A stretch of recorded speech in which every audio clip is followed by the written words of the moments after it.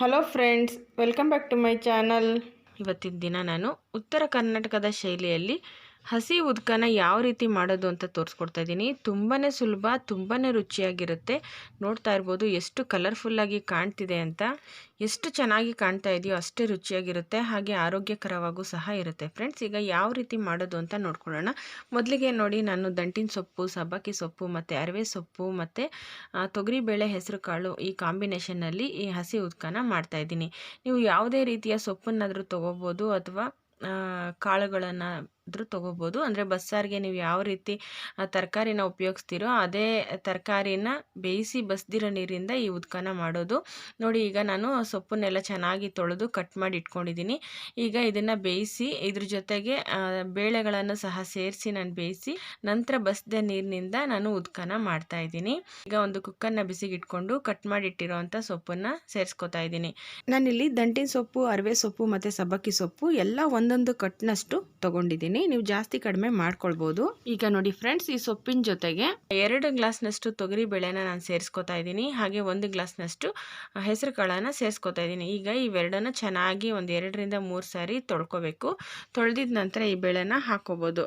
ಬರೀ ಅಂದರೆ ನಾವು ಸೊಪ್ಪು, ಈ ಹೆಸರು ಕಾಳು, ಬೇಳೆ ಎಲ್ಲ ಕಾಂಬಿನೇಷನ್ನಿಂದನಾದರೂ ಬೇಕಾದರೂ ಮಾಡ್ಬೋದು, ಅಥವಾ ಬರೀ ತೊಗರಿ ಬೇಳೆಯನ್ನು ಬೇಯಿಸಿ ಬಸ್ದಿರೋ ನೀರಿಂದನಾದರೂ ಉದ್ಕನ ಮಾಡ್ಬೋದು. ಹಾಗೆ ಮಿಶ್ರ ತರಕಾರಿಗಳನ್ನು ಬೇಯಿಸಿ ಬಸ್ದಿರೋ ನೀರಿಂದ ಮಾಡ್ಬೋದು. ಹಾಗೆ ಹೀರೆಕಾಯಿ ಬೇಳೆ ಕಾಂಬಿನೇಷನ್ನಲ್ಲಿ, ಹಾಗೆ ಹುರುಳಿಕಾಯಿ, ಸಬ್ಬಕ್ಕಿ ಸೊಪ್ಪು ಬೇಳೆ ಕಾಂಬಿನೇಷನ್ನಲ್ಲೂ ಸಹ ಉದ್ಕನ ಮಾಡ್ಬೋದು. ಫ್ರೆಂಡ್ಸ್, ಈಗ ರುಚಿಗೆ ತಕ್ಕಷ್ಟು ಕಲ್ಲುಪ್ಪನ್ನ ಸಹ ಸೇರಿಸ್ಕೊಂಡು ಒಂದ್ಸರಿ ಈ ರೀತಿ ಮಿಕ್ಸ್ ಮಾಡ್ಕೊತಾ ಇದ್ದೀನಿ. ಬೇಳೆ ಎಲ್ಲ ಕಡೆ ಅಂದರೆ ಸೊಪ್ಪಿಗೆ ಬೆರಿಲಿ ಅನ್ನೋ ಕಾರಣಕ್ಕೆ ಈಗ ಈ ಸೊಪ್ಪು ಬೇಳೆ ಮುಳುಗುವಷ್ಟು ನೀರನ್ನು ನಾನು ಸೇರಿಸ್ಕೊತಾ ಇದ್ದೀನಿ. ನೀರನ್ನು ಸೇರಿಸಿ ಒಂದೇ ಒಂದು ವಿಷಲ್ ಕುಕ್ಕರ್ ಮುಚ್ಚಳ ಮುಚ್ಚಿ ಕೂಗಿಸ್ಕೋಬೇಕಾಗತ್ತೆ. ಕೂಗಿಸಿ ಈಗ ನಾವು ಆರಿಸ್ಕೊಳ್ಳೋಣ. ಜಾಸ್ತಿ ಕೂಗಿಸ್ಕೊಂಡ್ಬಿಟ್ರೆ ಬೇಳೆ ಎಲ್ಲ ಮೆತ್ತಗಾಗ್ಬಿಡುತ್ತೆ. ಹಾಗಾಗಿ ಒಂದೇ ಒಂದು ವಿಷಲ್ ಕೂಗಿಸ್ಕೊಂಡ್ರೆ ಸಾಕು. ನೋಡಿ ಫ್ರೆಂಡ್ಸ್, ನಾನೀಗ ಒಂದೇ ಒಂದು ವಿಷಲ್ ಕೂಗಿಸ್ಕೊಂಡೆ. ಸ್ವಲ್ಪ ಮೆತ್ತಗಾಗಿದೆ, ಆದರೂ ಪರವಾಗಿಲ್ಲ, ರುಚಿಯಾಗೇ ಬರುತ್ತೆ. ಈಗ ನೋಡಿ, ಆ ನೀರನ್ನೆಲ್ಲ ಒಂದು ಬಟ್ಲಿಗೆ ನಾನು ಬಸ್ದಿಟ್ಕೊಂಡಿದ್ದೀನಿ. ನೋಡಿ, ಈ ಬೇಳೆ ಕಟ್ಟನ್ನು ಮಾತ್ರ ನಾವು ಸೇರಿಸ್ಕೋಬೇಕು. ಮತ್ತು ಉಳಿದಿರೋ ಅಂಥ ಈ ಬೇಳೆ ಸೊಪ್ಪನ್ನೆಲ್ಲ ನಾವು ಪಲ್ಯ ಮಾಡ್ಕೋಬೇಕಾಗತ್ತೆ. ನಾವು ಯಾವುದೇ ತರಕಾರಿ ತೊಗೊಂಡ್ರೂ ಆ ಬಸ್ದಿರೋ ನೀರಿಂದ ಮಾತ್ರನೇ ನಾವು ಹಸಿ ಉದ್ಕನ ಮಾಡ್ಕೋಬೇಕಾಗತ್ತೆ. ಫ್ರೆಂಡ್ಸ್, ಈಗ ನೋಡಿ, ಈ ಉದ್ಕ ಮಾಡ್ಕೊಳ್ಳೋಣ. ಈಗ ಪಲ್ಯನ ನಂತರ ಮಾಡ್ಕೊಳ್ಳೋಣ. ಈಗ ಉದ್ಕ ಮಾಡ್ಕೊಳ್ಳೋದಕ್ಕೋಸ್ಕರ 3 ಬದನೆಕಾಯಿನ ತೊಗೊಂಡಿದ್ದೀನಿ. ಗುಂಡು ಬದನೆಕಾಯಿ, ಎಳೆದಾಗಿರೋ ಅಂಥದ್ದು. ನೀವು ಯಾವುದೇ ರೀತಿಯ ಬದನೆಕಾಯಿನಾದರೂ ತೊಗೋಬೋದು. ನೋಡಿ, ಈಗ ಇದನ್ನು ಮಧ್ಯಕ್ಕೆ ಕಟ್ ಮಾಡಿ ಅದರಲ್ಲಿ ಹುಳ ಏನಾದರೂ ಇದೆಯಾ ಚೆಕ್ ಮಾಡಿಕೊಂಡು ಅದನ್ನು ಸುಟ್ಕೊಬೇಕಾಗತ್ತೆ. ನಾವು ಅದನ್ನು ಸುಡೋದಕ್ಕೆ ಮುಂಚೆ ಅದ್ರ ಸುತ್ತ ನಾವು ಎಣ್ಣೆನ ಸವರ್ಕೋಬೇಕು. ಎಣ್ಣೆನ ಸವರಿದ್ರೆ ಬೆಂದ ನಂತರ ಸಿಪ್ಪೆ ತೆಗೆಯೋದಕ್ಕೆ ತುಂಬ ಸುಲಭ ಆಗುತ್ತೆ. ನೋಡಿ, ಈ ರೀತಿ ಸ್ಟವ್ ಮೇಲೆ ನಾವು ಚೆನ್ನಾಗಿ ಸುಟ್ಕೋಬೇಕು. ನಿಮ್ಗೇನಾದರೂ ಸೌದೆ ಒಲೆ ಇದ್ದರೆ ಆ ಕೆಂಡದ ಮೇಲೆ ಇಟ್ಟು ಬೇಕಾದರೂ ಸುಟ್ಕೋಬೋದು. ಆ ರೀತಿನಾದರೂ ಮಾಡ್ಕೋಬೋದು. ನೋಡಿ, ಈಗ ಪೂರ್ತಿಯಾಗಿ ನಾನು ಬದನೆಕಾಯಿನ ಸುಟ್ಕೊಂಡಿದ್ದೀನಿ. ಮೆತ್ತಗಾಗಿದೆ. ನೋಡಿ, ಸಿಪ್ಪೆ ಎಲ್ಲ ಎಷ್ಟು ಸುಲಭವಾಗಿ ಬರ್ತಾ ಇದೆ. ಎಣ್ಣೆನ ನಾವು ಬದನೆಕಾಯಿಗೆ ಸವರೋದ್ರಿಂದ ಸಿಪ್ಪೆ ಎಲ್ಲ ನೀಟಾಗಿ ಬಂದ್ಬಿಡುತ್ತೆ. ಇದೊಂದು ಟಿಪ್ಸ್ ಅಂತ ತಿಳ್ಕೊಬೋದು ಫ್ರೆಂಡ್ಸ್. ನೋಡಿ, ಈಗ ಈ ಬದನೆಕಾಯಿನ ಸಿಪ್ಪೆ ಎಲ್ಲ ತೆಗೆದಿಟ್ಕೊಂಡ್ಬಿಡೋಣ. ನೋಡಿ ಫ್ರೆಂಡ್ಸ್, ನಮ್ಮ ಬೆಂಗಳೂರು ಕಡೆ ನಾವು ಹಸಿ ಗೊಜ್ಜು ಅಂತ ಮಾಡ್ತೀವಿ. ಸೇಮ್ ಇದೇ ಪ್ರೊಸೀಜರಲ್ಲೇ ಮಾಡ್ತೀವಿ, ಇದೇ ಥರನೇ ಇರುತ್ತೆ.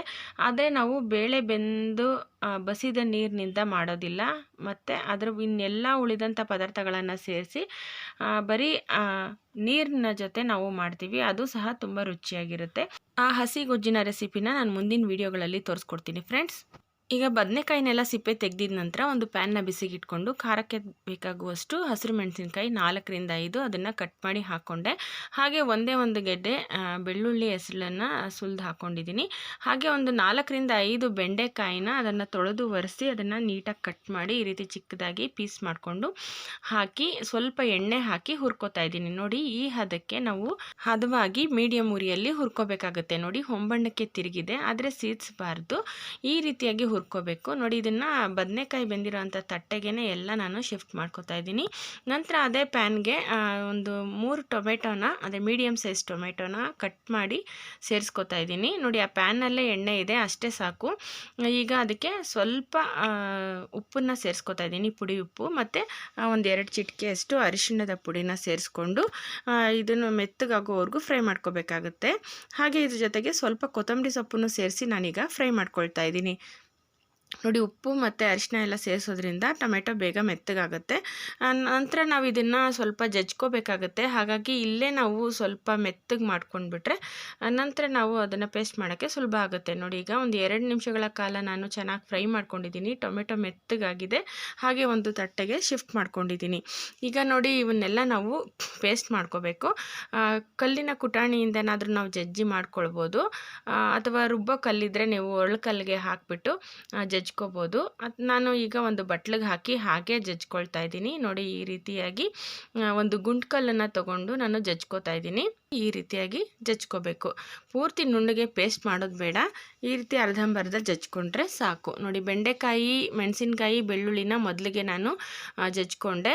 ನಂತರ ಈಗ ಟೊಮೆಟೊ ಮತ್ತು ಬದನೆಕಾಯಿನೆಲ್ಲ ಸೇರಿಸ್ಬಿಟ್ಟು ಜಜ್ಕೊಳ್ತಾ ಇದ್ದೀನಿ ಫ್ರೆಂಡ್ಸ್. ನೋಡಿ ಫ್ರೆಂಡ್ಸ್, ಈ ಜಜ್ಜಿರೋ ಅಂಥ ಮಿಶ್ರಣನ ನಾವು ರೊಟ್ಟಿ ಜೊತೆನೂ ತಿನ್ಬೋದು, ತುಂಬಾ ರುಚಿಯಾಗಿರುತ್ತೆ ಫ್ರೆಂಡ್ಸ್. ಈಗ ಎಲ್ಲ ನೀಟಾಗಿ ಹೊಂದ್ಕೋಬೇಕು.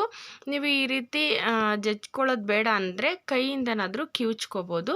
ಆ ರೀತಿ ಕಿವುಚಿ ಮಾಡಿದ್ರು ಸಹ ತುಂಬ ರುಚಿಯಾಗಿ ಬರುತ್ತೆ ಫ್ರೆಂಡ್ಸ್. ನೋಡಿ ಈಗ ನಾನು ಜಜ್ಕೊಂಡಿದ ನಂತರ ಬೇಳೆ ಬಸ್ದಿರೋ ನೀರು ಇತ್ತಲ್ಲ, ಬಸ್ದಿರೋ ನೀರನ್ನು ಪೂರ್ತಿಯಾಗಿ ಹಾಕೋತಾ ಇದ್ದೀನಿ. ಸ್ವಲ್ಪ ಎತ್ತಿಟ್ಕೊಂಡಿದ್ದೀನಿ. ನಮಗೆ ಗಟ್ಟಿಯಾಗಿ ಬೇಕು ಅಂದರೆ ಸ್ವಲ್ಪ ಕಡಿಮೆ ನೀರನ್ನು ಹಾಕೋಬೇಕಾಗುತ್ತೆ. ಹಾಗಾಗಿ ಈಗ ರುಚಿಗೆ ತಕ್ಕಷ್ಟು ಸ್ವಲ್ಪ ಬೆಲ್ಲ ಮತ್ತು ರುಚಿಗೆ ತಕ್ಕಷ್ಟು ಕಲ್ಲುಪ್ಪನ್ನು ಸಹ ಸೇರಿಸ್ಕೊಂಡಿದ್ದೀನಿ. ನಿಮಗೆ ಸ್ವೀಟ್ ಬೇಡ ಅಂದರೆ ಬೆಲ್ಲನ ಸ್ಕಿಪ್ ಮಾಡ್ಬೋದು. ಬೆಲ್ಲ ಹಾಕದೇ ಇದ್ರೂ ರುಚಿಯಾಗಿರುತ್ತೆ. ಸ್ವೀಟ್ ಇಷ್ಟಪಡೋರು ಸ್ವಲ್ಪ ಬೆಲ್ಲನ ಸೇರಿಸ್ಕೋಬೋದು. ನೋಡಿ ಈಗ ಅದನ್ನು ಚೆನ್ನಾಗಿ ಮಿಕ್ಸ್ ಮಾಡ್ಕೊಂಡಿದ್ದೀನಿ. ಸ್ವಲ್ಪ ಗಟ್ಟಿಯಾಗಿದೆ ಅನ್ನಿಸ್ತಾ ಇತ್ತು ಗೊಜ್ಜು, ಹಾಗಾಗಿ ನಾನು ಒಂದು ಸ್ವಲ್ಪ ಬೇಳೆ ಬಸ್ದಿರೋ ನೀರನ್ನು ತೆಗೆದಿಟ್ಟಿದ್ದೆ, ಅದನ್ನೇ ಸ್ವಲ್ಪ ಹಾಕೋತಾ ಇದ್ದೀನಿ. ನೀವು ಬೇಳೆ ಬಸ್ದಿರೋ ನೀರಿಲ್ಲ ಅಂದರೆ ಬರೀ ನೀರನ್ನಾದರೂ ಸೇರಿಸ್ಕೋಬೋದು. ಅಷ್ಟು ತೆಳುವಾಗಿ ಬೇಡ ಅಂದರೆ ಇನ್ನು ಗಟ್ಟಿಯಾಗಿ ಬೇಕಾದರೂ ಮಾಡ್ಕೊಳ್ಬೋದು. ನೋಡಿ ನಾನು ಮೊದಲೇ ಹೇಳ್ದಾಗೆ ಈ ರೀತಿಯಾಗಿ ಕಿವುಚ್ಕೊಂಡ್ರೆ ರುಚಿಯಾಗಿ ಬರುತ್ತೆ ಈ ಉದ್ಕ. ನೋಡಿ ಅದರ ಸಾರ ಎಲ್ಲ ಚೆನ್ನಾಗಿ ಹಿಡ್ಕೊಳ್ಳುತ್ತೆ. ಹಾಗಾಗಿ ಮುದ್ದೆ ಜೊತೆ ಅನ್ನದ ಜೊತೆ ತಿನ್ನೋದಕ್ಕೆ ತುಂಬ ರುಚಿಯಾಗಿರುತ್ತೆ. ನೋಡಿ ಇಷ್ಟ ಫ್ರೆಂಡ್ಸ್, ಎಷ್ಟು ಸುಲಭವಾಗಿ ಉದ್ಕ ತಯಾರಾಯಿತು ಅಂತ. ಈಗ ನಾವು ಸೊಪ್ಪನ್ನೆಲ್ಲ ಬೇಯಿಸ್ಕೊಂಡಿದ್ವಲ್ಲ, ಸೊಪ್ಪು ಬೇಳೆ ಎಲ್ಲ ಇದಕ್ಕೆ ಒಗ್ಗರಣೆ ಹಾಕ್ಕೊಂಡ್ಬಿಡೋಣ. ಒಂದು ಬಾಣಲೆನ ಬಿಸಿಗೆ ಇಟ್ಕೊಂಡು ಇದಕ್ಕೆ 1 ಟೇಬಲ್ ಸ್ಪೂನಷ್ಟು ಎಣ್ಣೆ, ಅರ್ಧ ಟೇಬಲ್ ಸ್ಪೂನಷ್ಟು ಸಾಸಿವೆ ಹಾಕಿ, ಸಾಸಿವೆ ಸಿಡಿದ ನಂತರ ಒಣಮೆಣಸಿನ್ಕಾಯಿ ಖಾರಕ್ಕೆ ತಕ್ಕಂತೆ ಒಂದು 3 ಮೆಣಸಿನ್ಕಾಯಿನ ಕಟ್ ಮಾಡಿ ಹಾಕ್ಕೊಂಡಿದ್ದೀನಿ.